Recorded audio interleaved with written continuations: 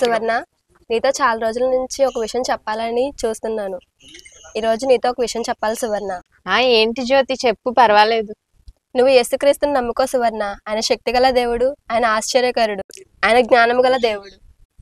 అవునవును, మీ యేసే చాలా జ్ఞానం గల దేవుడు. భారతదేశం వచ్చి జ్ఞానం నేర్చుకున్నాడు.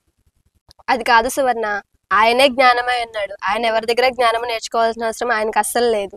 జ్యోతి, నువ్వేం మాట్లాడుకో. మీ యేసు ప్రభు భారతదేశం వచ్చి జ్ఞానం నేర్చుకున్నాడు, మాకు తెలియదేంటి? సరే అయితే ఒకసారి ఈ మాటలు విను. చాలా మంది అంటూ ఉంటారు, యేసుక్రీస్తు వారు భారతదేశం వచ్చి జ్ఞానం నేర్చుకున్నారు.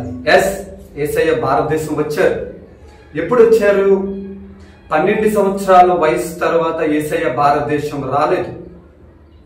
ఇప్పుడు యేసుక్రీస్తు వారు భారతదేశం వచ్చారు రాలేదు అన్న విషయాన్ని మాట్లాడుకునే ఈ యొక్క విషయంలో మనం ఒక విషయాన్ని క్లారిటీ తీసుకోవాలి. ఏమిటంటే 12 సంవత్సరాల వయసులో యేసుక్రీస్తు వారు భారతదేశం వచ్చి జ్ఞానం నేర్చుకున్నారని కొంతమంది అంటూ ఉంటారు.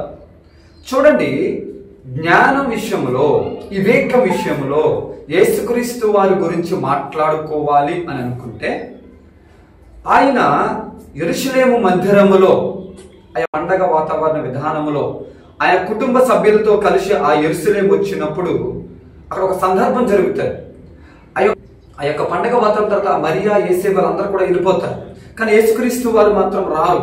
మరలా యేసుని ఎత్తుక్కుంటూ మరియా యేసేపు మిగతా వాళ్ళందరూ వచ్చినప్పుడు ఆ యొక్క సందర్భంలో 12 సంవత్సరాల వయస్సులో యేసుక్రీస్తు ఏం చేస్తారంటే, జ్ఞానుల మధ్యన, సరిగ్గా వినాలి, జ్ఞానుల మధ్యన, పెద్దల మధ్యన, శాస్త్రుల మధ్యన కూర్చుని ఈయన చెప్పే జవాబులకి, ఈయన వేసే ప్రశ్నలకు వాళ్ళందరికీ చాలా ఆశ్చర్యం కలుగుతుంది. ఎక్కడిది ఈ జ్ఞానం? ఈ 12 సంవత్సరాల వయసులో ఎంత జ్ఞానం ఎక్కడిది ఈ అబ్బాయికి అని యేసుక్రీస్తును చూసి విస్మయం పొందారు. శాస్త్రులు, జ్ఞానులు, పెద్దలు, ఎంతో తత్వజ్ఞానం కలిగిన వారందరూ 12 సంవత్సరాల వయసులోనే 12 సంవత్సరాల వయసు వచ్చేటప్పటికే యేసుక్రీస్తు వారి జ్ఞానముతో నిండి ఉన్నారు. ఎందుకంటే ఆయనే జ్ఞానమై ఉన్నారు. బైబిల్లో మాట ఉంటుంది, సువార్తలో చదివితే ఏమని, 12 సంవత్సరాల వయసులో ఆయన కోసం రాయబడ్డ మాట ఏంటంటే, ఇప్పటి నుండి దేవుని దయందును మనుషుల దయందును వర్ధిల్లుచూ ఉండేను. ఆ ఒక్క వచనంలోనే ఆయన యొక్క మిగతా జీవితం అంతా 12 సంవత్సరాల వయసు నుంచి ఆ యొక్క 30వ ఏట పరిచర్యకు వచ్చేంత వరకు కూడా ఆ మధ్యలో జీవితం అంతా కూడా ఆ యొక్క ప్రాంతంలో అందరి దయందు, దేవుని దయందు వర్ధిల్లుచూ ఉన్నాడు ఆయన. అప్పుడు 30వ ఏట పూర్తవగానే ఆయన 3.5 సంవత్సరాలు పరిచర్యకు వచ్చి సిలువ యాగములో ఆయన యాగం అవ్వడం జరిగింది. రెండవదిగా యేసయ్య భారతదేశం వచ్చారు అంటారు. నా యేసయ్య భారతదేశం వచ్చారు కాబట్టే చీకట్లో ఉన్న నా దేశానికి వెలుగొచ్చింది. యేసయ్య భారతదేశం వచ్చారు కాబట్టే కరువులో ఉన్న నా దేశానికి సమృద్ధి వచ్చింది. యేసయ్య భారతదేశం వచ్చారు కాబట్టే ఈ రోజున దేశంలో ప్రేమ వర్ధిల్లుతూ ఉంది.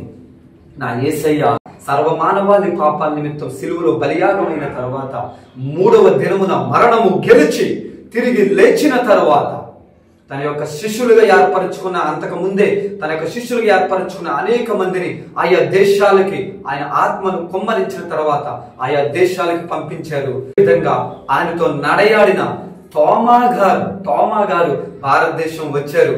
నా యేసయ్యను తీసుకొచ్చారు సువార్త ద్వారా, ఆయన వాక్కు ద్వారా, ఆయన సువార్త ద్వారా, పరిశుద్ధ దివ్య గ్రంథం ద్వారా నా యేసయ్య భారతదేశానికి వచ్చారు. ఈ రోజు దేశాన్ని ఆయన వెలిగించారు. పాపపు రహిత దేశంగా చేయడానికి ఆయన వాక్యాన్ని ఆయన ప్రకటింపజేస్తారు.